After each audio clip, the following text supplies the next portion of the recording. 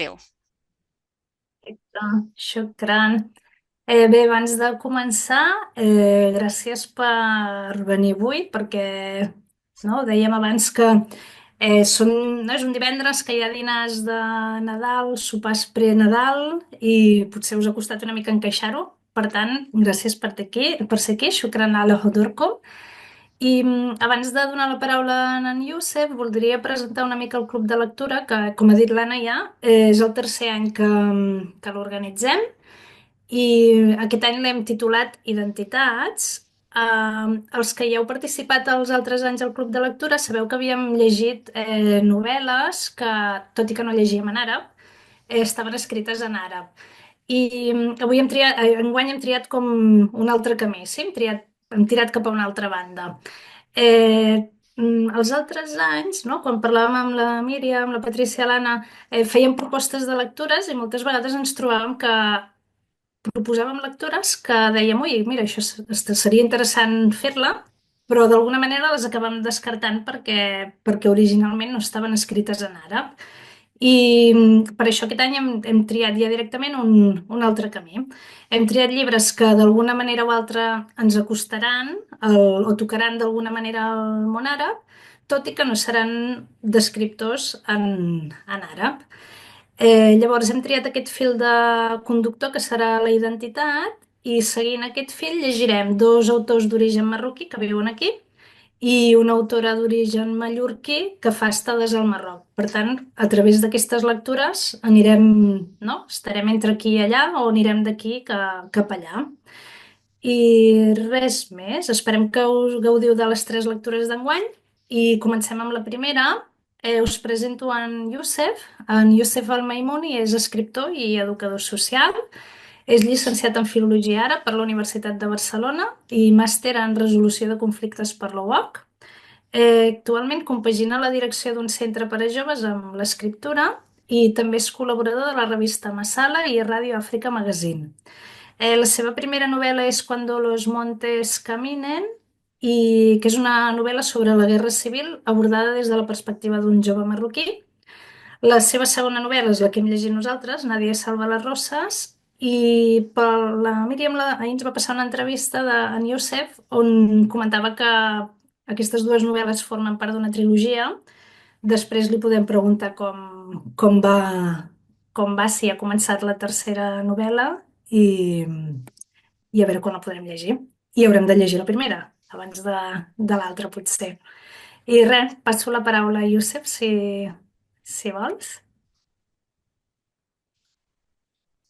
Hola, bona tarda. Em sentiu bé? Sí. Sí, tothom em sent? Bona tarda i molt agraït a l'organització, a totes les seus de l'Escola Oficial d'Idiomes, i per mi la veritat és que és un regal. Jo vaig ser alumne de l'Escola Oficial d'Idiomes de Drassanes, com comentàvem abans amb la Anna, la Patrícia bueno, no sé si hi havia algú més a la conversa. I per mi, clar, em porta molt bons records d'aquella època, no sé, va ser com una etapa de la meva vida que recordo amb molt de carinyo i en la qual vaig aprendre i també vaig conèixer molta gent que a dia d'avui encara mantinc bueno, com a persones properes. Dir que m'agrada molt la temàtica del club de lectura, no? Identitats, i tampoc vull avançar res perquè suposo que hi haurà preguntes que abordaran aquesta qüestió. I sí, i dir que finalment és un motor, no? A l'hora d'escriure realment ens trobem, sobretot les persones que tenim orígens, diguéssim, que no tenim 8 cognoms catalans, directament o indirectament la identitat sempre ens aborda, ja sigui personalment o artísticament, no? O ideològicament. Aleshores, bueno, segurament tothom tindrà la seva opinió sobre què és una identitat o com es construeix una identitat, i suposo que entre totes acabarem abordant, bueno, traient una sèrie de conclusions que aniran relacionades amb la novel·la. I, bueno, la tercera novel·la, com deies, no? La tercera part de la trilogia, la veritat és que la tinc super aparcada. O sigui, la meva intenció era fer tres novel·les que, que el fil conductor fos una mica la imatge del moro a Catalunya o a Espanya, no? I llavors era el passat, no? Llavors la vaig encabir o vaig buscar un context com podia ser el de la Guerra Civil amb una temàtica que jo crec que tothom coneix, no? Les històries de veu, no? Que ens explicaven o que ens expliquen sobre els moros a la Guerra Civil, però també era raro que en 80 pico anys ningú hagués abordat aquest tema, diguéssim, literàriament. La segona novel·la estaria com més centrada en un present, no? O en un present pròxim i amb una temàtica també, amb una mirada cap a la discriminació, no? Que li passa a la persona, a determinades persones que reben discriminació en el seu lloc d'origen, en el seu entorn, posem entre cometes, natural, i, i la discriminació que rep un cop aquella persona es converteix en una persona migrant. I la tercera part d'aquesta trilogia, la meva intenció és fer una novel·la distòpica ambientada en un futur no tan llunyà i abordar també una mica la situació bueno, què està passant amb l'ultradreta i què està passant amb diferents missatges que van dirigits cap a la població més vulnerable, no? Dir que aquesta novel·la la tinc aparcada, la vaig començar, però em va fer una mica de respecte, perquè crec que tot això de la ultradreta i la intel·ligència artificial i totes aquestes coses que ens cauen a sobre van com massa ràpid i tenia por d'escriure una cosa que ràpidament caduqués, no? Que fos anacrònica ràpidament, i he escrit una altra novel·la que la vaig entregar la setmana passada a l'agència literària que em porta i res, ja està en procés d'edició i correcció i aquestes coses i suposo que en un any o alguna així pues ja es veurà la llum. I la novel·la, la tercera part de la novel·la de la trilogia, doncs no sé, en algun moment crec que la reprendré o no, no sé. Ja veurem com va tot. I res, ara us cedeixo la paraula a vosaltres i res, no, animar-vos a fer totes les preguntes i crítiques que creieu i a disseccionar una mica la novel·la entre tots. Gràcies. Gràcies. Que algú s'anima a començar?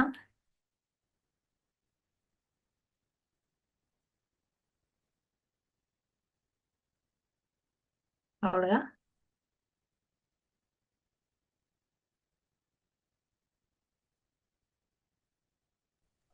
Olga, no et Olga, sentim. Ara sí, ara sí. Hola, merhaba a tothom. Hola, Josep, també.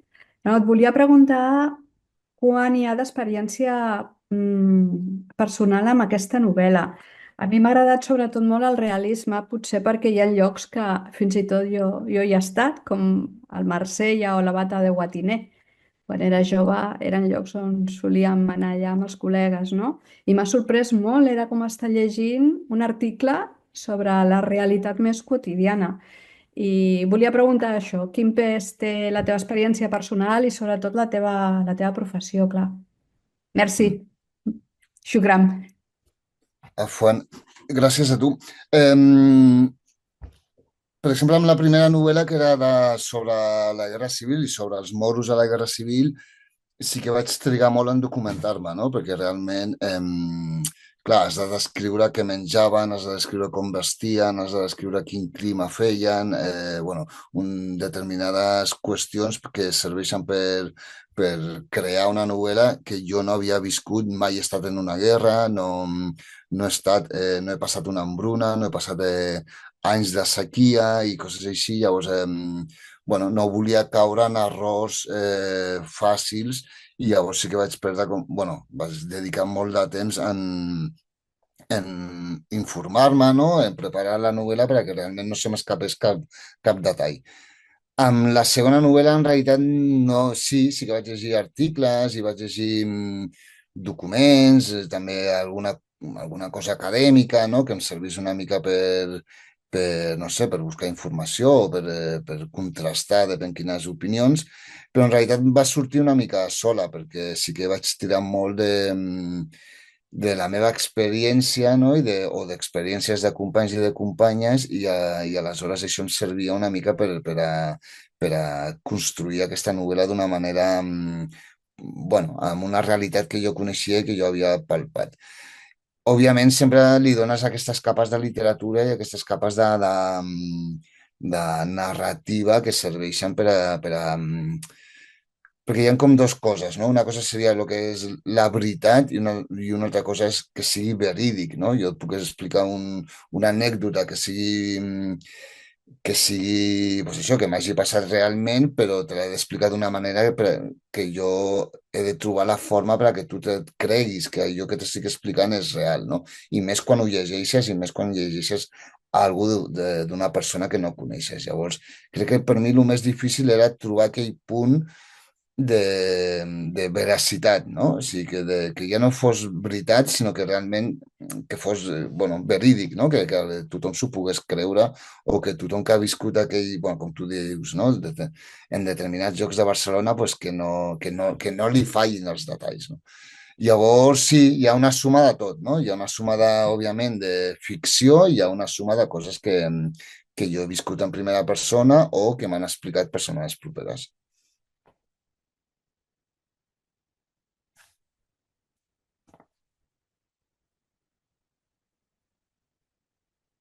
Ja. Des d'aquí, des de Palma, volem fer una pregunta. Endavant. No. Una mica ja l'has contestada. Jo volia demanar què tu volies fer quan vas començar a escriure aquesta novel·la. Li volies fer una denúncia social, volies donar visibilitat a un problema. Míriam, no se sent gaire bé. Jo ara ho repetiré. Us podeu... Ah, val. Estava demanant quina era la intenció en fer aquesta novel·la, si era una intenció, Denúncia social, una denúncia social, donar visibilitat a un problema donar visibilitat a un problema o relatar unes vivències. o relatar unes vivències. En tot això, En tot volia això, saber si se tracta que parla d'un personatge o d'un concepte. volia saber si se parla d'un personatge o d'un concepte. Del desplaçat. La persona que està desplaçada, ja sigui físicament com un emigrant o espiritualment com un transsensual. Si és un concepte global, si és una casualitat, una intersecció de dos problemes o simplement una novel·la per descriure una situació global. No sé si m'he explicat bé. Sí, prou bé. Sí, per la segona part de la pregunta, clar, jo també no volia caure en llocs comuns o en llocs, diguéssim, que no tinguessin diferents capes de realitats problemàtiques, no? Com deia abans, per mi jo crec que el fil conductor de lo que he escrit fins ara podríem dir que podia ser el concepte de la discriminació. Com discriminem i com rebem aquella discriminació, no? O com una persona pot ser discriminatòria o com una persona pot encaixar aquella discriminació. I jo sí que em trobava que hi ha moltes novel·les que sí que parlen de conceptes o de realitats semblants, però que hi ha Jo no volia caure en victimismes, no volia caure en la llàgrima fàcil, no volia caure en facilitar, diguéssim, la lectura, i no només la lectura, sinó que els personatges en realitat són personatges que no és que estan perduts, en realitat, però estan perduts perquè ja en el lloc d'origen ja parteixen d'un lloc que és un no lloc, i aquell no lloc és la falta d'amor, la falta de respecte, la falta de dignitat, la falta de reconeixement, la falta de drets bàsics que faci que aquella persona pugui créixer amb unes condicions mínimes per a que es pugui desenvolupar com qualsevol persona humana en qualsevol lloc, no? Amb unes garanties mínimes. I, òbviament, en el trajecte migratori, no? En aquest trajecte novel·lístic, li acaben succeint altres coses, no? Que sembla que tu estiguis... És com el viatge d'Ulisses, no? El síndrome d'Ulisses, no? Sembla que tu estiguis buscant un port, però aquell port al final no el trobes mai. Perquè al final aquella discriminació es pot transformar en altres situacions que també són discriminatòries, no? I és això, llavors no volia caure en aquests jocs comuns, no? No volia una mica jugar també amb això, amb el que és el síndrome d'Ulisses, no? I la primera part de la pregunta, no? Si és una denúncia o no és una denúncia, bueno, jo crec que les novel·les, a part de que hi hagi trama o a part de que hi hagi una història, al final les novel·les les construeixen els personatges i els personatges són els que realment ens transmeten les seves emocions o els seus sentiments o les idees que travessen aquell personatge. Llavors, no ho veig com una novel·la de denúncia, però sí que veig una novel·la amb certa reivindicació, no? O compromís, no? Compromís polític.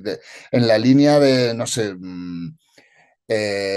Coetze, Darwish, McCarthy, no? Camus, bueno, gent que parlava de la seva època i que intentava prendre-li el pols a la societat i explicar realment quins eren els mals d'aquella societat.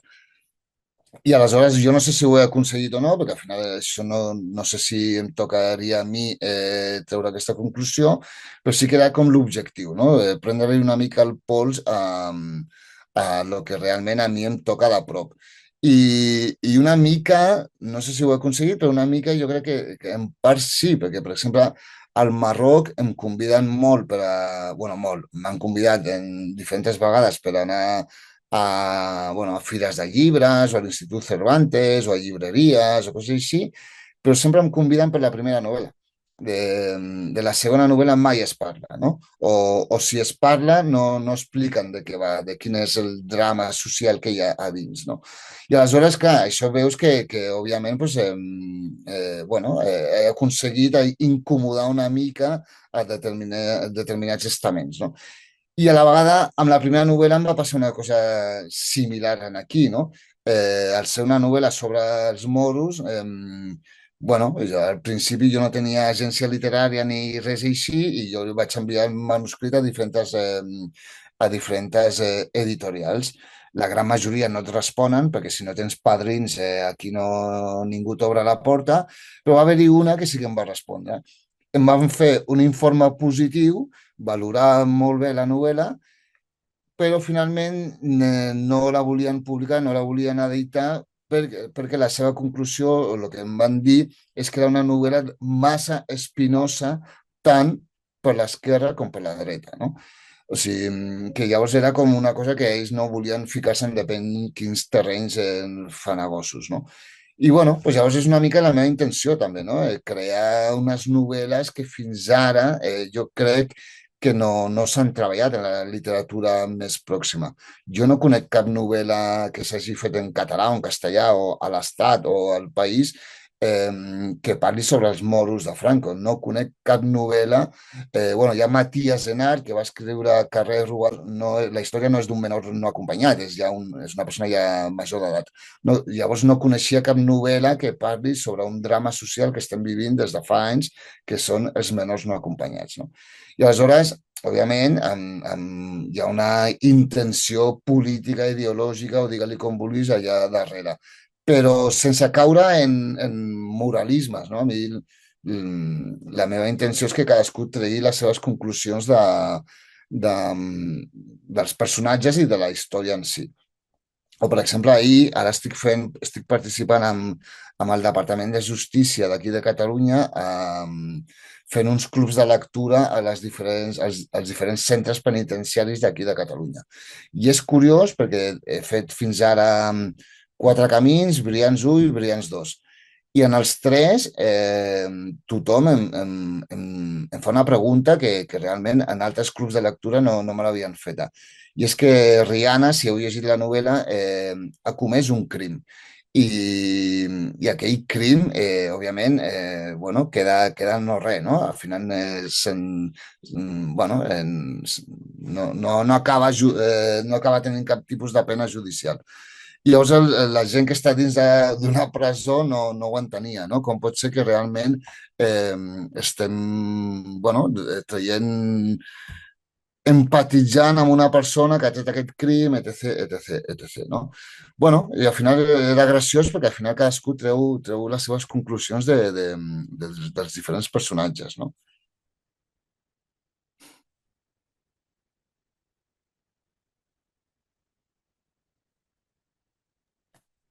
Coral, havies demanat la paraula?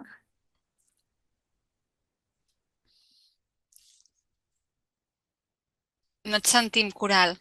Sí, no, és que l'he retirat, però és igual, perquè bàsicament la idea que jo volia dir és, ja l'ha dit ell, no? Que és que tant aquesta que confesso no haver acabat encara, com l'altra novel·la que sí que vaig llegir el curs passat, em semblen bàsicament incòmodes, no? O sigui, es nota que en Youssef és educador, que és mediador, sí, se li nota la legua, perquè realment la intencionalitat política, jo diria més, no? Jo diria educativa, de mediació intercultural, està molt, molt present.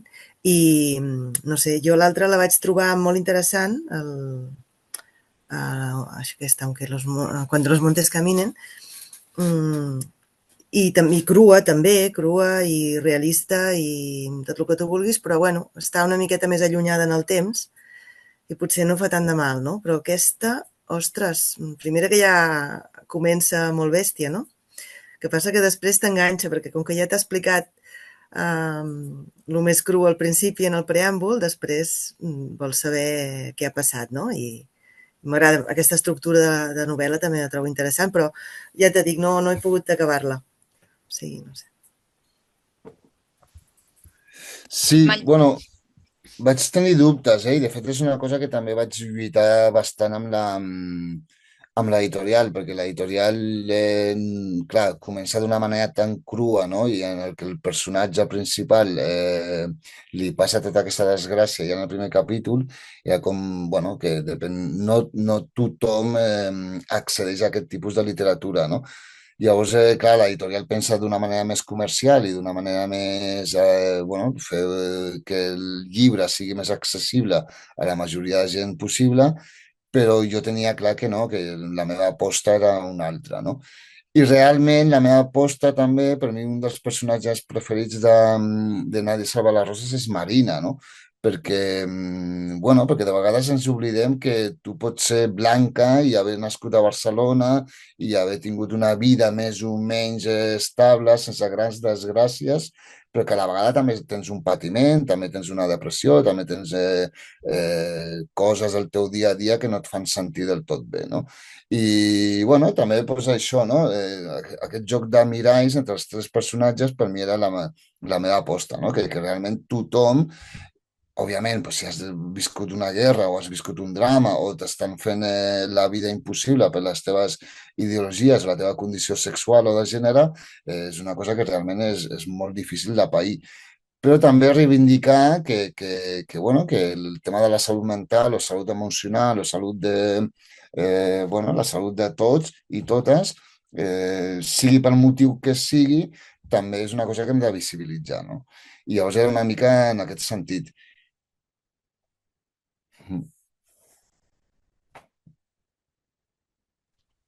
A Mallorca ho alçat la mà, no? Hi ha alguna... Sí, no, per bastant clar. El que estranya és que la novel·la de l'any posi que és un tràiler. Realment té molt poca importància tant al principi com al final, penso jo. Al final, que se faci justícia o no, que trobin un criminal a part, no té molt que veure en la novel·la. Jo ja comentava el que no va agradar. No se sent bé. És que tens la mà almenys, jo també. Jo hauries de seure més a prop dels micro. Em sap greu. Sí, jo puc fer un resum, però igual no som tan fidel a el que has dit. Perdona, moltes gràcies.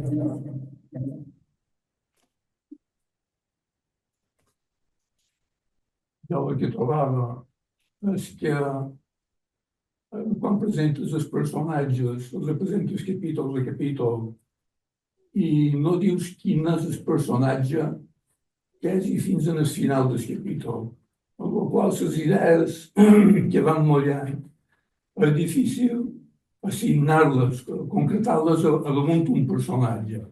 Llavors tu vas fent més bé una idea molt global d'un problema, que no sé si és això el que estava dient ara mateix. El fet de que els personatges quedin diluïts com a personatges, a mi m'agrada que el problema, en canvi, quedi més ample, més estès, que quedi com a més clar, que no se trata de que una Marina sigui una nina rica, que una Rihanna sigui una travesti, que en Josep passa per allà i xerra, i no saps a qui li has d'assignar aquells pensaments fins al final del capítol. Això, en el principi me desconcertava molt, però al final ho vaig trobar molt revelador. Ara també hi ha una altra cosa, i és que els personatges quan xerren, com a tota novel·la, poden expressar les idees de l'autor, o poden expressar comentaris sense cap valor. Hi ha frases, ara m'he deixat per allà els papers, com per exemple, aquí diu que la darrera fulla d'una novel·la s'hauria de rebassar i no s'hauria de llegir mai, que els únics que tenen dret a... Gràcies. Els únics que tenen dret a escriure una novel·la són els que han estat a una presó. Això realment ho dius tu o ho diu un personatge per l'autor? Aquest pensament que queden soltos per mig de la novel·la. Uau, no sé per on començar, però bueno, pel final que me'n recordo més.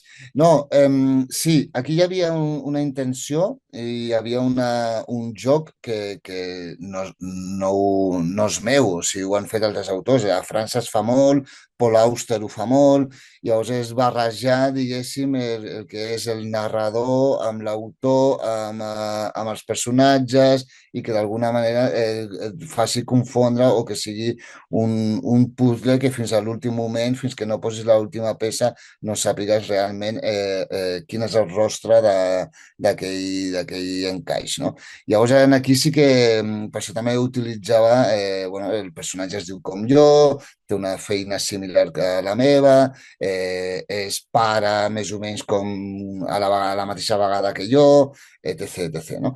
Aleshores, és un joc que com tu ben has dit, i, bueno, al principi pot costar i al final, si tu acceptes les normes del joc, doncs, com tu dius, a mi em costaria molt dir que és revelador, perquè em costa molt parlar així amb aquestes paraules de mi mateix, però sí que és bueno, és un tracte que intentes fer amb el lector, perquè jo considero que el lector o bé on sap més que jo o bé és com a mínim igual d'intel·ligent que jo. Aleshores, si jo sóc capaç de construir aquell, diguéssim, aquest mecanisme, segur que el lector o la lectora també serà capaç de desmuntar aquell mecanisme, no?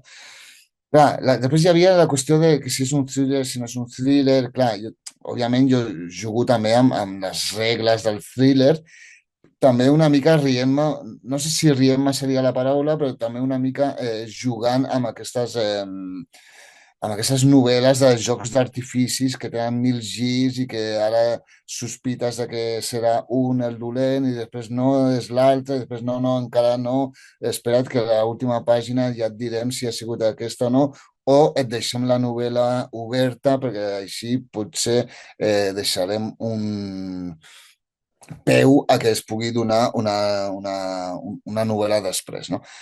Clar, jo, per exemple, he deixat la novel·la oberta, però la meva intenció no és escriure una segona part. És que mai de la vida se m'havia passat pel cap i crec que mai ho faré. Bueno, mai se sap, no? Però però la meva intenció no és escriure una novel·la, simplement és deixar oberta per a que realment una altra vegada sigui el lector o la lectora qui tregui les seves conclusions. Jo tinc la meva conclusió i no tinc cap problema en compartir-la, no? Però al final és una mica, aquí sí que hi ha un senyalament polític, no? Que jo crec que tots som responsables de la situació o de la situació discriminatòria que viuen aquests joves. Però una altra persona traurà la seva conclusió i pot ser la mateixa, més vàlida o igual de vàlida que la meva. I després lo de si buscar aquella similitud no sé si similitud, però buscar els punts d'unió entre els personatges, no? I sobretot buscar els punts d'unió en un nivell més gramatical i en un nivell més musical, no? També, insisteixo, ja ho han fet altres autors. Tots els personatges de Javier Marías parlen igual. O sigui qui sigui, o sigui, tots, o sigui, el que passa que ell és un mestre i sap com fer-ho, era un mestre i ho ha aconseguit, bueno, ho ha aconseguit. Llavors, la meva intenció era una mica també buscar això, no? De buscar aquests punts d'unió lingüístics entre els tres personatges. També succeeix que en grans ciutats, o no sé si només en grans ciutats, però cada vegada hi ha menys diferència entre la forma de parlar dels veïns i les veïnes, no? Cada cop reduïm molt més el nostre ventall vocabulari, cada cop reduïm molt més el nostre accent o la musicalitat que vam aprendre de petits i de petites, no? Llavors era buscar una mica això, no? Una mica de què està passant amb el llenguatge, què està passant amb la nostra manera de parlar i d'expressar-nos i de pensar que en molts moments sembla que tothom pensem el mateix o que tots caiem en els mateixos jocs comuns, no? Ja et dic, amb més o menys encert, M'agrada que diguis que és revelador i això, perquè al final això pues, alimenta el meu ego, però jo, bueno, hi ha una intenció allà, però jo no hagués trobat aquest adjectiu, no?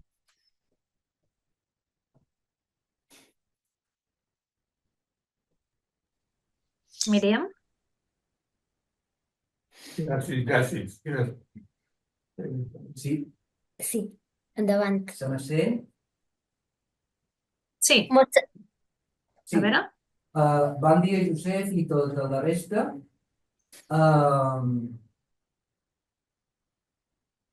Per fer un poc de comentari de la teva novel·la. Jo la primera no la vaig llegir, t'he conegut a través d'aquesta novel·la gràcies a l'escut de lectura. Llavors, te vull comentar un parell de cosetes, a veure tu què t'apareix. Quan vaig haver acabat de llegir la novel·la, vaig dir, bé, és una novel·leta senzilla. Vull dir, és una novel·leta amb una càrrega de denúncia molt interessant i ja està, no? Llavors, així com he anat pensant en tot el que havia llegit, m'he donat de totes les diferents capes que té aquesta novel·la teva, no? I cada una d'aquestes capes li poden donar més pes o manco pes, no pot interessar més o no pot interessar manco. Per exemple, per de formació professional, perquè jo també com tu som educador des de fa 36 anys, la part més, diríem, del context educatiu, de les intervencions educatives, per haver-les viscudes de primera mà i per tenir-les molt conegudes, a la part de la novel·la que m'han colat, perquè jo això ho he viscut, pràcticament tot. Tret de pegar pinyols amb les companyeres de feina, la resta sí. Això no, perquè supos que per timidesa. Llavors, la part de tota la corrupció que hi ha molt soterrada, que tracta d'una manera molt sutil i molt delicada, en el bon sentit de la paraula. Aquesta no m'ha interessat mai, però no és la teva novel·la, sinó aquest món de la corrupció no m'interessa a cap nivell. I llavors sí que m'ha interessat molt, he trobat molt, molt, molt interessant el personatge d'ella, el personatge de la protagonista, perquè penso que independentment de que sigui una travesti o una dona transsexual, que m'és igual això, el que més m'ha interessat d'aquest personatge ha estat aquesta necessitat constant de cercar un lloc. Ella apareix molt bé, o tu m'ho dones a entendre, que ella ha trobat molt aviat la seva identitat, fins i tot des que era molt, molt petita, ja va saber quina era la seva identitat. En canvi, ni ella ni els que l'estan envoltant ha estat capaç de donar-li un lloc on poder desenvolupar aquesta personalitat seva, no? Aquesta identitat seva. I llavors, jo penso que, malament ho digui, no és una síndrome d'Ulisses, sí que al cap i a la fi la novel·la és no retornar en els orígens, sinó cercar aquell lloc on jo pugui acabar de posar sol i pugui florir i pugui viure, no? Llavors, dues coses, una que m'ha sorprès molt, no? Que tu dius que segons en quin club de lectura, segons quines persones te demanen com és que aquesta dona no se la castiga pel crim que va fer, jo penso que en el primer capítol queda més que castigada i llavors la gent que el que més que i ara la meva companyera que és abogada igual no està d'acord amb jo, però la gent que no demanant tant la justícia judicial i més la justícia social, jo crec que en el primer capítol quedaran més que satisfets, no? El primer capítol el vaig trobar molt, molt dur, però el que més me va agradar va ser quan tu llavors fas una elipsi brutal cap al segon capítol i passes d'una mostra molt, molt, molt directa de la mort cap a un naixement. Sí que és veritat que el segon capítol me va desorientar un poc perquè vaig trobar que hi dedicaves com a molt de temps, a molt de detalls, amb anades, amb vengudes, qui venia, qui no venia, però llavors vaig pensar que al cap i a la fi també contrasta molt bé i és molt més simètric en el primer capítol, perquè el primer capítol molt dius què és el que li ha passat a aquesta dona, sense entrar en detalls, i en canvi la part més agradable, que és la part de la vida, que és la part del naixement, que és la part del renaixement en aquest cas, sí que hi dediquen molta d'estona i mos fas gaudir de l'acte de naixement. I ja està, jo no vull dir no. Gràcies. És que crec que ja ho has dit tot, o sea, crec que jo no puc millorar el que acabes de compartir. Bueno, sí, sí, la veritat és que sí que hi ha moltes capes i, per exemple, per mi hi ha una capa que és la paternitat, no? O la mala paternitat, en aquest cas, no? Bueno, com assumir això, aquest canvi, no? Que de sobte tu ahir eres un individu i avui ja tens una persona al teu càrrec, una persona totalment dependent i que depèn d'un adult, no? Que realment som l'única espècie en la que quan neix un nadó o una nadó no és autònoma. Llavors hem de dedicar-li tots els cuidados possibles perquè realment aquella persona pugui créixer, no? Llavors, sí que era també intencionat, no? També hi ha moltes coses que jo crec que sí que hi ha la intenció o te n'adones que hi ha la intenció un cop ja ha passat, no? Però sí que és veritat que òbviament, després d'un primer capítol tan dur, i a part jo sempre escric, no desendreço els capítols, no? Tal i com ho escric, tal i com apareix a la novel·la, és tal i com l'ordre que va ser, no? Aleshores sí que jo em vaig adonar que realment, clar, des d'una tortura o d'una mort o de realment de veure com una persona desapareix, havia de buscar aquell equilibri, no? Trobar una manera de que allò es sostingués, no? I quina manera hi ha? O sigui, és que crec que només hi ha una manera possible, que és davant la mort, la vida, no? I malauradament és així, no? Malauradament no ens n'adonem, no? De que unos nacen y otros mueren, no? I realment és com una frase feta que pot fer mal, però que realment és així. I és així perquè perquè de vegades no valorem la vida com a societat, no? O no valorem el que és portar una persona, o no som del tot conscients cada vegada que una persona nova apareix en aquesta societat. No sé, vaig tenir, bueno, lo que, com tu deies, no? Per les experiències professionals o el fet d'haver estat treballant en orfenats, ja sigui a Senegal o a Guatemala o altres llocs, clar, veure allà sales amb centenars de nens abandonats, bebès, que no tenien ningú que es fessin càrrec i a la vegada doncs, tu estàs portant més gent a aquest món, doncs, bueno, posar-ho en la novel·la i veure com realment com palpita allò què aconsegueixes amb allò, no? Llavors això, sí, o sigui, i després el que deies de la Rihanna, no? Al final és buscar un lloc, però jo crec que al final Rihanna sí que tenia el seu lloc, que era amb Marina, no? I era aquell niu que s'havia fet ella amb la seva amiga, el que passa que ella tenia por de decebre-la o de ser decebuda, no? Llavors no acaba de reconèixer aquell lloc com el seu lloc. I aleshores això, no? De vegades ho tenim tot, però bueno, hi ha una certa... No tot, però bueno, tenim com a mínim les condicions bàsiques, però hi ha una insatisfacció crònica o hi ha alguna o hi ha una ferida que encara supura i que fa que no puguis acceptar bueno, que ets mínimament feliç, no? I què és la felicitat, no? També, o sigui, realment ens costa molt treure'ns del cap que ser feliç és realment estar bé amb tu mateix i tenir lo bàsic òbviament, pues, que els teus també estiguin igual de bé que tu, no?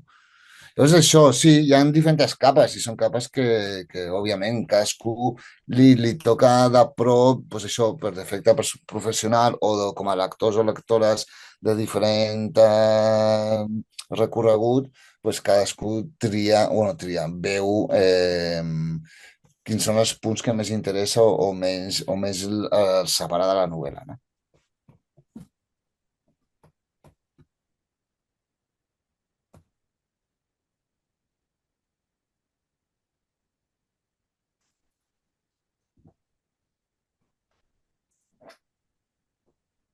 A Palma, creo que ya, ¿no? Una pregunta. Sí. Ahora, hola, buenas tardes. Disculpad, me dirijo a vosotros en castellano porque solo entiendo un poco catalán, ¿vale?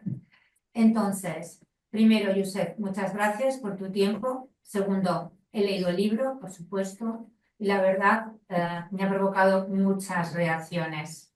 Me ha incomodado mucho. O sea, si es lo que perseguías, perfecto. Ahora mi pregunta. A mí lo que me ha dejado muy despistada ha sido el final del libro, porque yo de hecho digo, han acabado, me tocó volver para ver qué había pasado. Con la Yulesta y el Jordan, ¿no? ¿Cómo era este? El policía que se veía otro corrupto. Jodar. Jodar. Entonces, ¿por qué tan rápido? La pregunta, ¿eh? ¿Por qué tan rápido al final, quieres decir? Pues rápido que ni te cuento, ¿no? Sí, bueno, es lo que decía antes, ¿no? También es un poco, es el diálogo con otras novelas de género que sí que al final pues le meten muchas florituras y muchos adjetivos y muchos giros y saltos y piruetas y ahora para aquí y ahora para allá. Y a mí eso en realidad no me interesaba. Yo creo que lo que tenía que escribir sobre los personajes ya estaba todo dicho y el final al final es lo que decía, es un final, no sé si considerarlo abierto o no, pero es un final que permite que cada uno saque la conclusión que estime de ese final. Me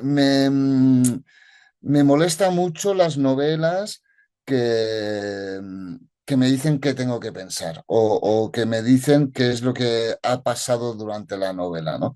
Esos finales que son como pedagógicos, a mí realmente no sé, no me atraen, no me interesan. No digo que sean mejores o peores novelas, no entro en eso, simplemente que creo que la vida no va de eso, la vida va de que no hay un final, no hay incluso cuando una persona cercana, un familiar, un amigo, fallece y ya no lo tienes en tu día a día, pero eso no es un final. O sea, esa persona mientras se le recuerde o mientras haya dejado, pues, no sé, amistades o familiares o gente bueno, que lo recuerde y que lo mantenga vivo, pues para mí sí, esa persona pues sigue estando de una manera presente. Obviamente, tristemente, físicamente ya no está, pero su recuerdo o los recuerdos que yo mantengo de esa persona, pues para mí son importantes, ¿no? No, no era mi intención esto que te acabo de describir en la novela, pero sí que mi intención era dejarlo claro que lo que tenía que decir de los personajes ya estaba dicho y a partir de allí, como decía antes, para mí la conclusión final de la novela es que todos tenemos parte de culpa de lo que sucede a determinadas personas. Pero acabando de esta manera, eh, permito, doy la posibilidad o no, o igual es un error, pero mi intención es que cada uno saque su conclusión y valore, bueno, qué ha pasado con Rihanna o qué ha pasado con todos estos casos de corrupción o con todos estos casos del lado oscuro que no queremos ver, ¿no? Y está claro, habrá lectores que les interesa. Antes tu compañero decía que toda esa parte de la corrupción no le atrae y hay gente que sí que le atrae muchísimo y que pasa detrás de esas máscaras y de esos lugares que hasta el último momento no sabes dónde te llevan, ¿no? Bueno, ya te digo, o sea, yo creo que los finales sí, pues puedes hacer más piruetas o menos piruetas, pero no, no era no- a día de hoy no es así como yo pienso escribir. El final. ¿Perdón? Perdona, repítelo porque no te oí. Que Josep, eres la primera persona de la cual he leído un libro con este final. Vale. Alguna vez tenía que ser la primera, ¿no? Muchas gracias. De nada, de nada. Bueno, no sé. Gracias. Sí, no sé si estabas al principio, ¿no? O sea, ya no solo con el final, o sea, con los temas. O sea, yo tuve la suerte mira, es que al final tengo que hablar de mí para que se entienda un poco mejor, ¿no? En mi casa habían libros de Agatha Christie y el Corán. El libro, o sea, te hablo de cuando yo era pequeño. Eh, los libros de Agatha Christie, yo he preguntado a mis padres y nadie sabe cómo aparecieron esos libros en casa. Y obviamente el Corán sí que todo el mundo sabe por qué apareció en mi casa y obviamente era la lectura obligatoria que yo me tenía que chupar prácticamente cada tarde. Eh, obviamente en el cole estas adaptaciones infantiles, juveniles que nos hacían leer y que con más o menos aciertos nos lo hacían disfrutar. Entonces, en primero de BUP, el profesor de lengua y literatura catalana me presta un libro que a mí, no quiero hablar mucho de este autor, porque todo el mundo habla de este autor, pero me presta El pan desnudo de Mohamed Shukri. Y a mí realmente ese libro me peta la cabeza. Soy un niño de 13 años en primero de BUP y a partir de ese libro yo descubro que la literatura es algo más que entretenimiento o es algo más que texto sagrado y religioso, ¿no? Entonces, realmente a mí eso me despierta un interés, bueno, no diré enfermizo, pero bueno, un interés que a día de hoy sigue durando. Yo me considero más lector que escritor. Y, y entonces yo siempre he escrito, yo desde los 13 años que no he parado de escribir. Obviamente la gran mayoría de cosas las he quemado o están en una caja fuerte que nadie va a abrir nunca, ¿no? Entonces, bueno, iba escribiendo, pero yo tenía claro que no iba a publicar hasta que no encontrase realmente una voz o que no encontrase un tema, ¿no? Yo creo que o por lo menos los autores y las autoras que a mí me gustan, aunque sus novelas sean diferentes, hay un tema o varios temas en su literatura. Y para mí mi tema era ese, o sea, mi tema realmente era eh,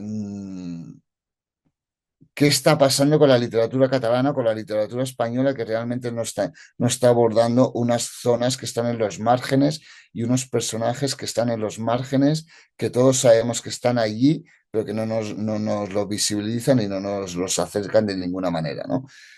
Y entonces, claro, a mí siempre me recuerdan que soy moro y a mí siempre me recuerdan que mi abuelo vino a la guerra civil, cosa que es mentira, mi abuelo no estuvo en la guerra civil. Y a mí siempre me recuerdan que mi profesión, claro, hay chicos que delinquen, que no sé qué, que no sé cuánto. Bueno, pues habrá alguno que sí, que obviamente delinquirá, quien no, depende de qué situación. Pero la gran mayoría no. La gran mayoría no tienen por qué delinquir o no han delinquido nunca, ¿no? Entonces yo me daba cuenta que realmente pues ya estaba encontrando un tema que realmente es un no tema, es un anatema si me apuras, ¿no? Y es realmente esos lados oscuros que no queremos ver, o sea, esos puntos que nosotros mismos invisibilizamos. Y entonces, bueno, o sea, no sé si el final es acertado o no, o sea, insisto, a mí me cuesta mucho hablar de mi literatura. Cuando acabo el libro ya no lo vuelvo a leer, o sea, no he vuelto a leer mis novelas, pero, pero sí que es una apuesta. Y entonces esa apuesta es, bueno, hacer algo diferente, ¿no? Que sé que eso aleja a muchos, de hecho la editorial me lo dice, eso aleja a lectores, pero me da igual, o sea, otros lectores se acercarán, ¿no? De otra manera. Vaya rollo.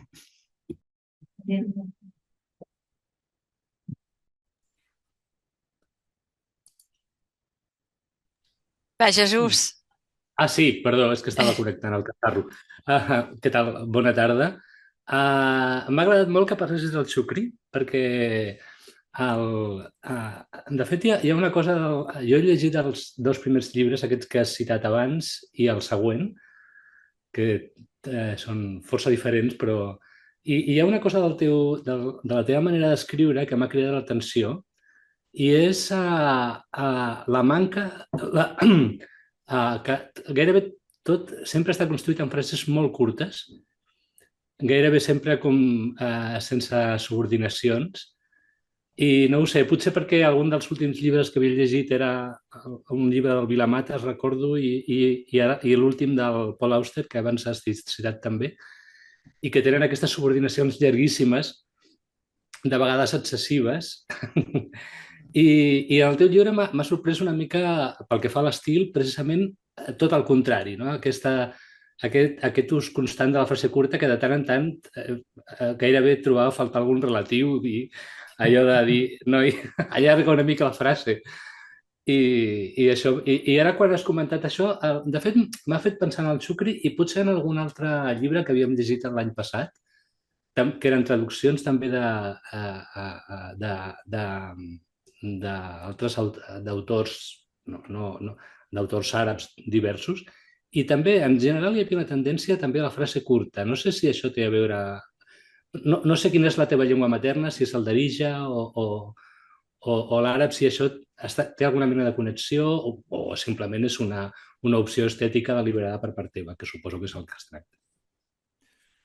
No, la meva llengua materna és que no sé ben bé quina és la meva llengua materna, la veritat. Jo en 2 setmanes ja estic visquent a Catalunya, o sigui, de fet, jo neixo al Marroc per un desig de ma mare. Meus pares ja vivien a Catalunya, però clar, ma mare era molt jove, no hi havia immigrants, ella pràcticament no parlava l'idioma en el moment que es va quedar embarassada i llavors va decidir tornar al Marroc per passar l'embaràs allà. El meu pare es va quedar aquí a Catalunya treballant i no va baixar fins dies abans de que jo naixés. Llavors, un cop jo nascut, a les 2 setmanes ens n'anem cap a Comarruga. Clar, la meva escolarització, ja ho pots saber, als anys 80, la gran majoria com a mínim als pobles o depèn quins pobles, va ser en castellà. O sigui, la gran majoria de professorat era professorat que es dirigia a nosaltres en castellà. I els meus pares estaven tot el dia treballant. Llavors, el temps que em veien era un d'arija com molt, bueno, instrumental, no? Nen, fes els deures, nen, sopa, nen, vés al llit i renta les dents abans, no? El meu català es construeix una mica més amb els anys i es construeix sobretot a l'institut, no? A l'institut ja quan l'institut és un altre poble, és en el Vendrell, i en allà sí que la importància del català s'arrela en la meva vida i en la meva formació. Llavors no sabria dir-te quina és la meva llengua materna. O sigui, estic segur que parlo millor el castellà i el català que l'àrab. Això t'ho puc dir. Però sí que la meva llengua familiar, per dir-ho d'alguna manera, seria el d'Arija. Llavors, lo de les frases curtes, en realitat, és més, crec, per un tema de gènere. És un tema de si, no sé si ets lector de novel·la de thrillers, novel·la negra, novel·la policíaca, etc., però realment és un gènere que no sé si reclama o no, però sí que li va molt bé, potser no anar-te molt per les branques i no utilitzar gaires subordinades o el que sigui, no? I també com que les frases siguin com més punyals o més punyeteres i més curtes, no? Bueno, no, crec no, la intenció era aquesta i la meva manera d'adentrar-me en el gènere. Jo no la considero un thriller, ni molt menys, però sí que té estètica de thriller i té estructura de thriller. Llavors, una cosa formal que sí que fa que s'apropi al thriller és la manera en com està escrita. Però sí, no ets la primera persona que em diu lo de les frases curtes, sí. I després, abans quan has parlat això de que tu sempre seràs el moro, pel que fa a la síndrome del foraster, tranquil. Perquè també hi ha forasters interiors, vull dir que... Sí. Jo vaig néixer a Madrid, però tota la vida he viscut a Catalunya i soc de Barcelona, però des de fa molts anys visc a Girona i sempre la gent que per poc que et moguis aquesta síndrome del foraster és inevitable. O sigui que el que passa és que entenc que hi ha condicions de foraster que poden ser una mica més incòmodes que d'altres, però això és llei de vida Totalment d'acord. I crec que, o sigui, en el meu cas no és un problema i sé com conviure amb això, però sí que és cert que o sigui, arriba a un punt que, per exemple, la meva parella és catalana i la meva filla, òbviament, doncs, filla de parella mixta. La meva filla, amb 5 anys, ella mateixa em va dir l'altre dia com és que quan estic amb tu la gent es dirigeix a mi en castellà i com és que quan estic amb la mama la gent es dirigeix a mi en català. Uau, que una nena de 5 anys se n'adoni que realment hi ha aquesta discriminació lingüística i que la meva filla viu en el barri del Guinardó i frontera amb Gràcia i que no té cap problemes de migració ni d'econòmica, etc., se n'adoni d'això, doncs imagina't la gent amb menys capacitat, ja sigui econòmica, social, etc., el que ha de viure en el seu dia a dia o el que ha d'acceptar en el seu dia a dia. No és tant per mi, sinó que és una reivindicació més com comunitària, no? O més social. Però sí, no. També quan vaig al Marroc em diuen que sóc l'espanyol, o sigui, no passa res, estic acostumat. O que sóc el cristià perquè no faig el ramadan o perquè sóc ateu, etc. No? Llavors, òbviament, al Marroc rebo un altre tipus de síndrome de foraster i aquí tinc un altre, no? Aquí encara em pregunten com és que menjo porc, no? És com... No, hauria de ser una pregunta que ja l'hauríem de tenir superada, no? Jo, de vegades, per qüestions de feina, tinc relació amb magrebins i de vegades dic 4 frases en àrab i tothom al·lucina. Vull dir que tampoc no entenen perquè què com faig dient marhaba i kefel halk i és així.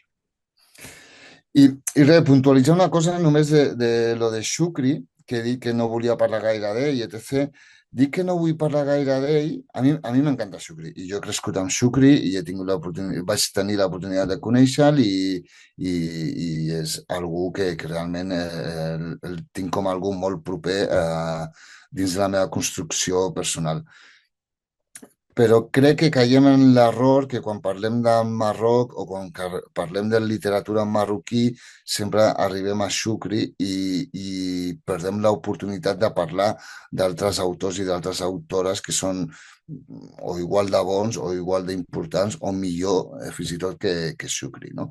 Llavors passa que realment no sé com ho hem fet, que a part de Tahar Benjelloun, que podíem discutir si és un autor marroquí o no, la literatura marroquí, desgraciadament, no ens arriba com ens hauria d'arribar, però sí que hi ha editorials com d'Orient i de Mediterrani i de tant en tant altres editorials que sí que publiquen a diferents autors i autores marroquins, però no parlem d'aquests autors, no parlem de Driss Shaibi, no parlem de Laila Bouzid, no parlem de Laila Lalami, no parlem de Mustafa Kalai, no parlem d'altres autors que realment tenen un altre corpus literari també igual d'important. I a la vegada que no només parla de drames, del drama que va viure Shukri, no? Sinó que ens mostren altres Marrocs que igual no són tan dramàtics, però que són igual de reals que aquell Marroc que ens descriu Shukri, no? I això fa que caiem en una orientalització de lo que és Tànger, de lo que és Marroc o de lo que era Tànger i de lo que era Marroc, i moltes vegades ens costa molt sortir d'allà, no? I és això, és aquesta reivindicació que tinc, que realment a mi m'agradaria cada cop que es fa un club de lectura o cada cop que es fa una trobada i es parla de literatura marroquí, que no només es parli de Shukri, sinó que també es parli d'altres autors i autores, no? Youssef, ens acabes de donar una idea pel següent club, eh? Estava pensant el mateix, Anna. T'escriurem perquè ens facis propostes, Sí, vale? no, hi ha molt bones autores i autors i sí. No, i gent que se l'està jugant. L'any passat, per exemple, vaig estar a la Fira del Llibre de Rabat i una noia havia publicat una novel·la que és autobiogràfica, que es diu El diari d'una lesbiana, i és van haver-hi manifestacions d'islamistes allà, fins a l'últim moment no vam saber si la noia podia participar de la fira o no. És un llibre que s'ha retirat de les llibreries i només es ven ara de forma clandestina i no parlem d'això, això no ens arriba aquí, no? No ens arriba a la literatura marroquí, no? També passa que al Marroc no arriba a la literatura espanyola, o sigui que és una cosa que les relacions geopolítiques són les que són, no? Però que òbviament Shukri té la seva importància i és un autor, és un gran autor i un gran personatge, però que realment hi ha altres autors i autores marroquins que en realitat no els destaquem, i aleshores si no els destaquem no parlem d'ells, no? És que jo crec que hi ha pocs països que estiguin tan a prop i tan lluny com Espanya i el Marroc, és al·lucinant. I ara que has parlat de diferents autors, en aquest cas crec que ella viu a París, que és Laila Slimani. Ara viu a Lisboa. Ara viu a Lisboa, molt bé. Doncs he llegit un parell de coses d'ella i una és aquell recull d'experiències, de vivències, aquell que es diu Sexo i mentires o una cosa així, si no malament, que està, en fi, vagament connectat amb el teu llibre també, i m'agradaria saber què en penses d'això. De Leila Slimani? Home, a mi... I en particular d'aquest llibre, d'aquesta mena Sí. Jo crec que és una autora molt valenta, que escriu molt bé. A mi Canción Dulce em va agradar moltíssim, o sigui, em va semblar girar la truita, o sigui, realment va ser molt encertat l'aposta que ella fa en aquella novel·la. Les altres són molt bones novel·les, però ja no té aquesta... Per mi ja no hi ha aquest factor de sorpresa. I aquest llibre de Sexo i Mentides jo crec que també és un llibre... Clar, ella té l'oportunitat de trobar-se amb molta gent i llavors de treure suc de moltes entrevistes i d'aquestes trobades, i realment és un llibre que sí que genera un cert debat, no? Que sí que, no sé si genera cert debat, però sí que visibilitza que al Marroc estem a anys llum de que hi hagi una llibertat sexual, encara que sigui heterosexual, no? perquè fins fa 2 dies tu no podies jugar a una habitació d'un hotel si no eres matrimoni, no? Una parella no podia anar a un hotel si no era matrimoni. Bueno, jo crec que sí, que ja des d'un privilegi que li dona la seva fama i la seva agenda, ella pot accedir a determinades persones i a determinats jocs i poder fer aquest tipus d'entrevistes, i a la vegada és interessant que s'hagi atrevit a publicar i que ella, que és una persona amb raó dins i fora del Marroc, pues, s'agraeix molt. De la mateixa manera com Abdelah Talla. A mi Abdelah Talla m'interessa molt, però sí que trobo que les seves novel·les són molt semblants totes entre si, però a la vegada li dono molt de valor a que ell tingui una aposta i que l'estigui portant fins a les últimes conseqüències, no? L'altre dia va estrenar una pel·lícula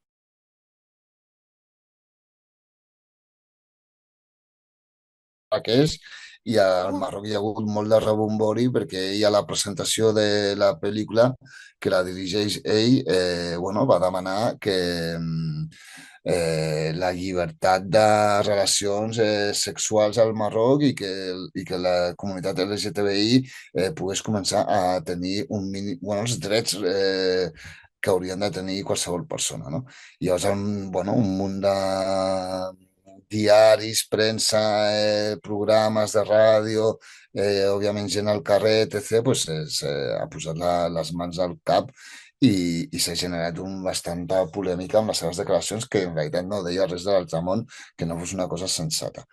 Sí, bueno, i jo crec que hi ha gent que sí, que està apostant fort i que està realment visibilitzant coses que no sé quan trigaran en canviar-se les coses, però bueno, és important que hi hagi gent que alci la veu, no? Perquè, per exemple, a Marrakeix hi ha un recorregut LGTBI de l'hòstia, tu pots anar a un munt d'hotels per persones gais, discoteques, llocs, bueno, un munt de...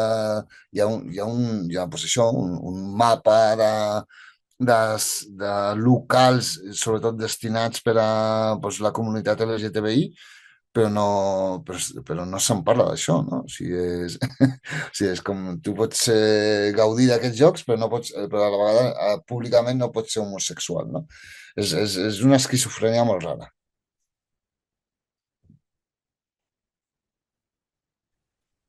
Youssef, jo tinc una pregunta. Bueno, una pregunta més... Sí, a veure si ens podries explicar. A mi m'ha cridat molt l'atenció el personatge de la Nailia a Casablanca, que és quan arriba la...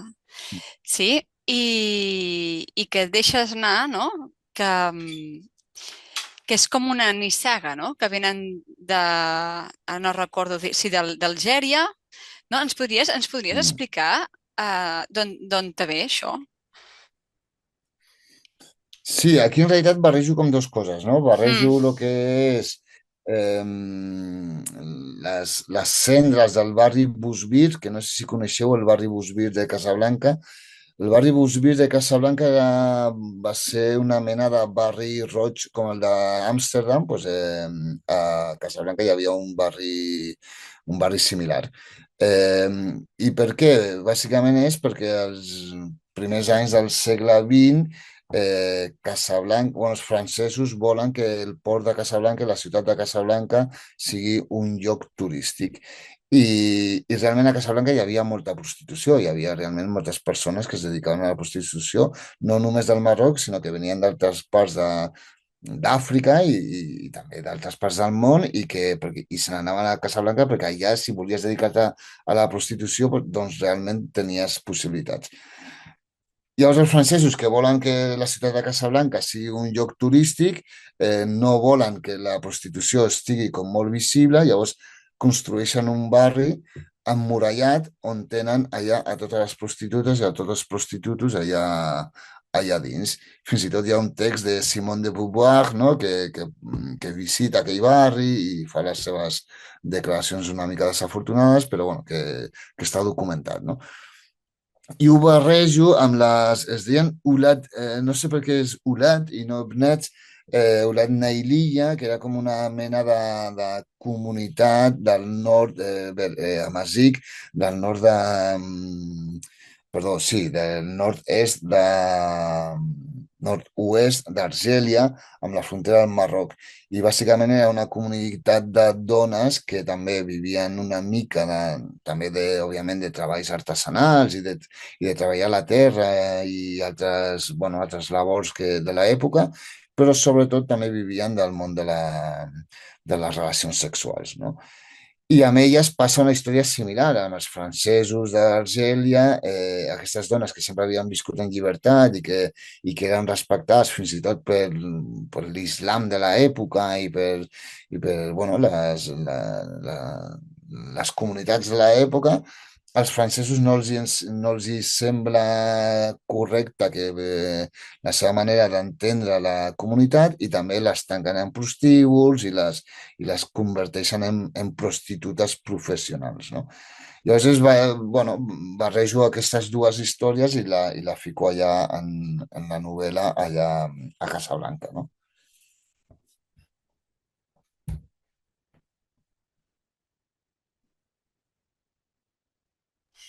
Pues ho vaig trobar molt interessant, no? Com en una societat tan patriarcal, no? L'espai aquest que crea, bueno, la Nailia, no? Tot i que forma part del sistema, no? D'opressió Sí, i de... però és molt curiós, no? No sé si coneixeu les shehats, no? Les ballarines, no? Bueno, que encara existeixen al Marroc. Eren unes dones també que vivien del món és que no m'agrada dir prostitució, però bueno, sí, al final hi havia bescanvi econòmic, no? Doncs les xejas a les bodes són unes ballarines que es contractaven a totes les bodes, a les bodes i als matrimonis que anaven acompanyant als grups de música i que es dedicaven a ballar durant tota la nit i a entretenir els homes durant tota la nit. Una mena de despedida de soltero dins de la mateixa boda, no? I sí, al principi de la nit doncs els homes i les dones disfrutaven del concert i de les danses de les dones, de les xejas, però a última hora de la nit les dones se'n van a dormir, es queden només els homes amb aquestes prostitutes i, bueno, i ja no es parla més de lo que passa a aquestes hores de la matinada, no? I això a dia d'avui al Marroc encara existeix, però clar, és una cosa que existeix, però ningú, bueno, o sigui, és com que ningú vol assimilar que ha estat allà, no? I al final tots els homes han estat allà, no?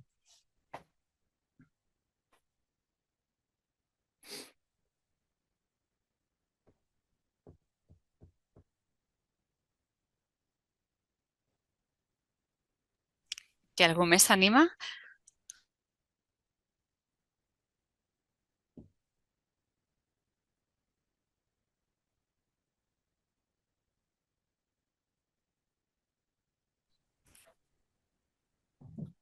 Anna, crec que he tornat ara. Hola, Hola, sentiu bé? Qui és que ha dit sí, hola? Hola. el Joan, no? Joan, sí. endavant, Joan. Hola, no, simplement, bé, no. El llibre m'ha agradat realment i bé, l'he llegit de pressa perquè volia arribar a temps avui. L'he llegit ràpid, el tornaré a rellegir perquè bueno, té suc per treure. És una denúncia molt bona que fa. Sí, crec que aquest llibre s'hauria de llegir a les escoles també, per saber aquest problema que és actual, molt actual, el que està passant. No el fet de la noia o el noi que es travesteix, sinó tot el problema que hi ha d'aquesta pobra gent que arriba d'aquests països d'Àfrica. Llegiré l'altre llibre, que no sabia que tenies un altre llibre, el llegirem. A veure, estaré mitja hora fent preguntes, però no pot ser. Um, hi ha unes coses curioses. Tu dius molt la paraula moro. Aquí, al nostre país, a Catalunya com a Espanya, la paraula moro és despectiva. Almenys jo ho sentia com despectiu. Jo no l'utilitzo gairebé mai. Potser està ben dit si diguem moro, sobretot la gent del Magrib, no? Segurament. Mm. Per... No, el tema de les escoles t'ho agraeixo molt i de fet és una cosa que ja he parlat. A mi m'han convidat a parlar de la novel·la a les escoles, però només al claustre del professorat. I jo als professors els pregunto, i com és que no venen els alumnes? Em diuen, no, és que és una novel·la massa dura. I jo, uau, però és que no infantilitzem els joves, o sigui, no infantilitzem. O sigui, jo vaig llegir amb 13 anys Mohamed Shukri i estic aquí i no tinc cap problema i no em falta cap dit ni se m'ha caigut el nas, no?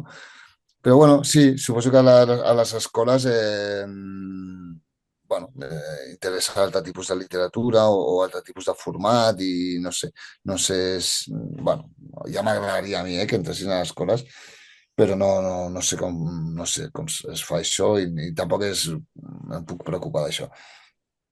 Repeteixo molt la paraula moro i ho faig des del privilegi, perquè clar, si ho dic jo ningú s'ofendrà Evidentment. i ningú es molestarà, sí que pot sorprendre, però ningú caurà en cap tipus de crisi per a que jo ho digui, no?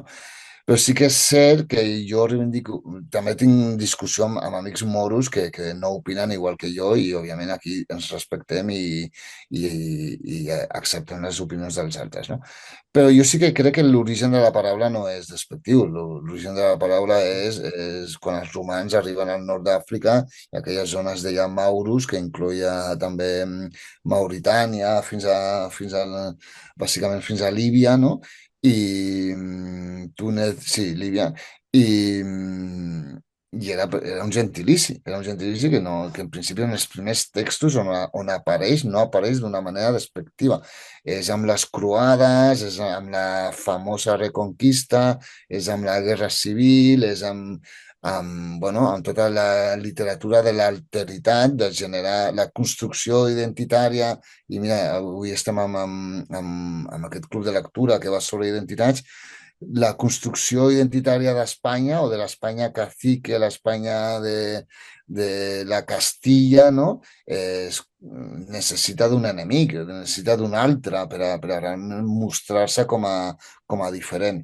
D'aquí l'expulsió de moros i jueus. O sigui, no estem expulsant a moros o jueus, estem expulsant a Espanya. Bueno, és que encara no existia ni Espanya, no? Estem expulsant a ciutadans que porten 7 segles aquí. O sigui, quants segles han de passar perquè una persona sigui del seu lloc?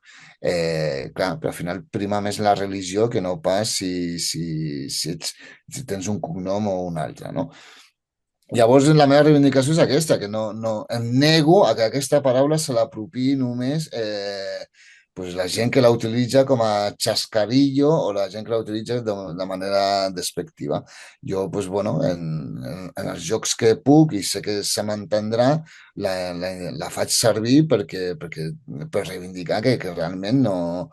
El despectiu ve després, no? Que realment la part inicial o com neix aquesta paraula no és negativa, no? Per mi és més negatiu dir berber, que ve de bàrbaros, no? De gent totalment pues, incívica o sense moral o gent que realment es dedicava bueno, pues, a lo que significa bàrbar, que no pas moro. O sigui, dir la gent de, pues eso, los bereberes és totalment despectiu, perquè el seu origen ja des del minut zero és totalment despectiu.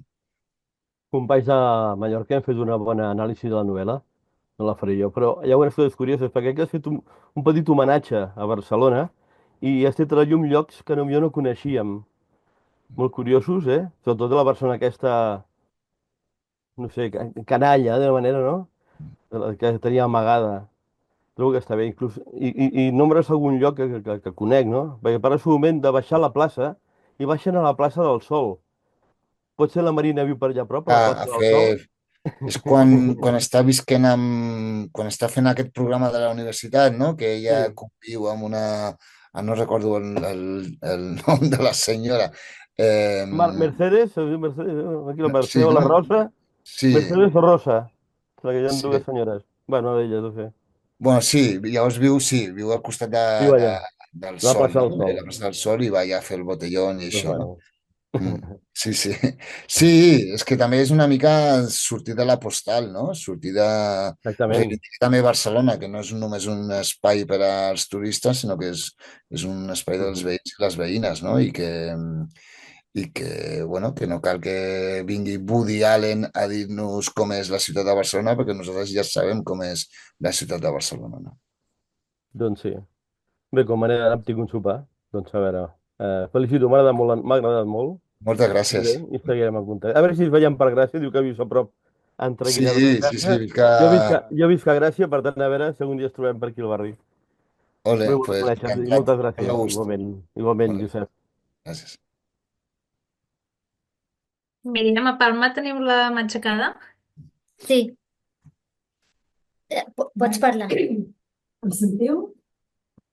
Sí, se sent? Bé, primer Sí, que tot, donar-te les gràcies, el llibre és genial. Jo soc de Barcelona, tot i viure aquí, i és la Barcelona que jo conec. Jo he estat treballant a les presons, a l'educadora, i es nota ben bé que coneixes del que parles. Això està claríssim. I però que sobretot he de donar gràcies, clar, jo ja tinc 70 anys, és una altra franja d'edat, que he descobert tots els rappers que jo el rap no l'havia escoltat mai. I tots m'he els anat què, perdó? escoltant tots els que surten, tots els que anomenes a cada capítol. O sigui que gràcies per aquesta nova franja de música que realment mai l'havia escoltat. I tot l'altre, tothom ho ha dit, o sigui que no ho repetiré. Es descriu perfectament el drama social dels Mena, de tots els invisibles que ningú vol veure. Vull dir, tothom, ja ho has dit tu, ja ho ha dit tothom, no cal afegir res més. Moltes gràcies, moltes gràcies. Sí, sí. Sí, has dit totes les cançons, crec, no? No? Sí, que anomenes a molts que canten rap. Sí, vale, sí, sí. És un tipus de música que jo mai he escoltat. Sí, sí. Jazz, cantautors dels 60, i Sí, sí. 70 anys, per tant, el nom negre. I el rap, doncs, és una que m'ha passat per alt. Sí, sí. Crec que un amic va... No, crec no, ho sé. Un amic va fer una llista a Spotify, que la podeu trobar, si voleu, amb totes les cançons que surten a la novel·la.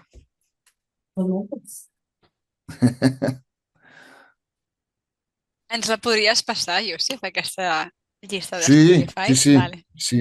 Si veieu que... La... Espera, igual ho faig ara perquè si no se m'oblida. Ah, no, ara no puc fer. No, bueno, després ja la passem, Sí, com que si tenim no els ja correus. sí, ja t'ho recordem. Vale. Que algú té alguna coseta més? Sí, et volia preguntar que, o sigui, a mi m'ha fet molt riure lo de repetició de noms. Potser perquè em dic Anna i surten no sé quantes Annes, no? Cada vegada que en sortia una deia, ui, i després que, no, les dues Marines i hi ha alguna intenció amb això o... Sí, sí, totalment. I ara que el Joan comentava lo de quan la Rihanna està a la plaça del Sol, que viu amb la Mercedes Rosa, no? I després hi ha una altra Rosa Maria, no? I és com jugar... Sí, és perquè si t'hi fixes en les novel·les de Catalunya o d'Espanya, quan apareix un personatge moro, o bé es diuen Mohamed o bé es diuen Fàtima, no? I llavors totes són Mohameds i totes són Fàtimes. Doncs jo jugava amb això, doncs ara totes les catalanes us dieu Anna o Marina, no? I les de depèn quina generació, doncs es diuen Rosa o Rosa Maria o Maria Rosa o jugar amb això, no? I sí, fer una mica la conya aquesta i jugar amb això, no? Després ja, bueno, casualitats de la vida que sí que pot passar que estiguis en un lloc i que hi hagi tres Annes a la vegada, no? Però sí, era una mica la conya i jugar amb això i mira, pues, sí, el puntet d'humor, no? Mm.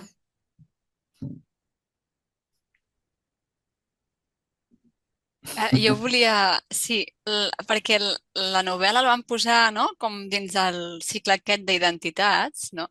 I una de les coses que em va venir al cap quan la vaig acabar, no? Sí que és veritat que la identitat és com un fil conductor, no?, al llarg de tota la novel·la, però pensar, mira el paio, ell també s'ha construït una identitat, Vull dir que com és això de crear-te, perquè tu t'has creat una identitat amb aquesta novel·la, no? De fet, jo quan l'anava llegint pensava, això que està explicant és veritat, això li passa amb ell, la seva filla, no? Llavors, era a veure si ens podies comentar com és aquest procés, no? I com és això de crear-te la teva identitat i de viure amb ella, no? A veure si ens ho podries explicar una miqueta.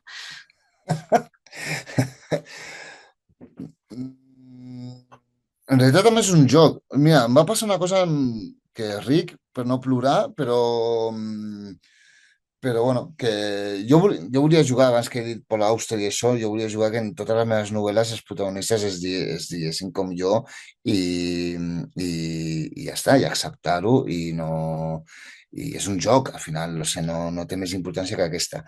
Però en la primera novel·la, que passa a la Guerra Civil, un periodista, que òbviament que també tots els meus respectes als periodistes perquè al final estan mal pagats i han d'escriure articles d'avui per demà per 4 duros bueno, i això, i viure d'aquesta manera. Suposo que un periodista no sé, li deurien passar la meva novel·la o el que fos i la nota de premsa que va preparar l'editorial i bueno, pues em va voler entrevistar i em va trucar entrevista per telèfon. I una de les seves preguntes era si la novel·la estava basada en la meva memòria, saps? I era com... O sea, jo no donava creus, o sigui, no sabia que realment si era una broma o si m'estava prenent el pèl, no és que no sabia, diu, però com pot ser? No sé, si haguessis llegit la nota de premsa veuries que he nascut al 81 i no al 81 i no sé, al 1912, no?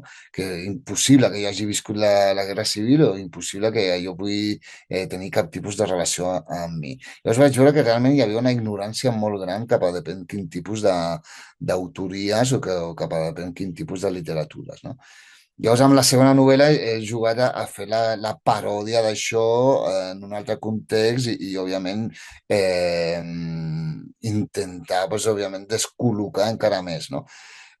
És curiós perquè les meves amistats no m'hi veuen reflectit en la novel·la, però i mira que hi ha coses que sí que òbviament parteixen de la meva experiència i de les meves, bueno, del meu dia a dia. Llavors sí que succeeix molt bueno, gent que no em coneix o que no em coneix tant, ara sí que m'hi veu dins de la novel·la. Bueno, ho deixo sempre obert. O sigui, qui vulgui creure que té a veure amb mi, pues, òbviament, tot correcte, i qui no m'hi vegi dins de la novel·la, pues, també em sembla que també té la seva part d'encert, no? Sí, però bueno, sí, era jugar amb això, jugar a mi m'agrada el whisky, però no m'agrada el whisky a les 8 del matí, no? És com, hi ha coses que òbviament intentes portar-ho a extrems bueno, per a donar-li aquesta capa de drama o de literatura o d'encaix dins d'aquesta novel·la, no? Sí, no sé si t'he respost, però bueno, seria això.